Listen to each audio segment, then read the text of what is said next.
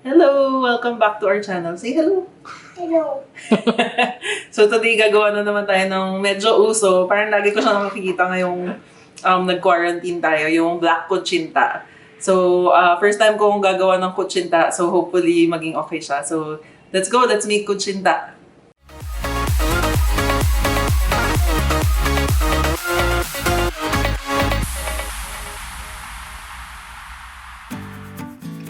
Para sa black kutsinta, ito ang mga ingredients. Condensed milk para sa dulce de leche dip, all-purpose flour, tapioca or cassava starch, muscovado sugar, molasses, salt, water, and baking soda.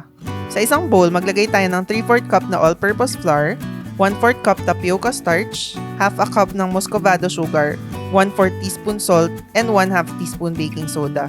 Mix lang natin lahat, then mag-add na tayo ng 1 1/4 cup water and 2 tablespoon molasses. Yung molasses ang magpapakulay sa ating black kutsinta. Yung iba naglalagay ng black na food color, pero for me, mas okay yung natural lang. Mix lang natin until wala ng lumps. Tapos ay mag-grease lang tayo ng puto molds, then i-fill natin with the kutsinta mixture. Tapos ay ilagay na natin sa ating steamer, then steam natin for 10 minutes. Nilagyan ko ng towel yung takip ng pot para hindi malagyan ng water ang mga kutsinta.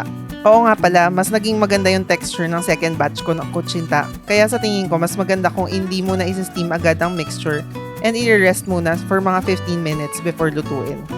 Yung dulce de leche natin, dapat i-prepare in advance by boiling 1 can of condensed milk for 3 hours. Dapat ay completely submerged ang lata ng condensed milk. Balik tayo sa kutsinta. After 10 minutes, ito na ang ating kutsinta. Remove natin from the molds. Then yung condensed milk natin ready na din. Make sure natin na malamig na siya before i-open. Delikado kasi yan kapag mainit. Kung mapapansin nyo, medyo malabnaw yung dulce de leche ko. Kaya dapat 3 hours talaga lutuin. Though mukha namang dulce de leche yung kulay. Ayan, ready na ang ating black kutsinta with dulce de leche dip. Ayan, so ito na ang ating black kutsinta. Hindi siya exactly black. Kasi yung iba nakikita ko sa mga online parang black na black. Pero ito, wala siyang food color. So, more on molasses. So, try natin kung okay siya. Mukhang masarap.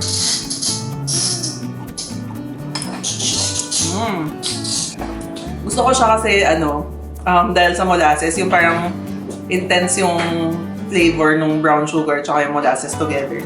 Medyo yung nagawa ko, medyo cross siya between kutsinta and puto. Pero okay pa rin naman. Parang mas more on kutsinta side siya. So, hindi nga siya ganun ka-black, pero okay lang at least. Walang artificial na mga food color. Tapos yung dulce de leche, syempre condensed milk yun. Masarap talaga yun. So yun, thanks again for watching this video. Sana may natutunan kayo and try nyo rin para let me know kung okay yung yung kinalabasan. So don't forget to like this video if you liked it and don't forget to subscribe. So see you sa next na video. Bye!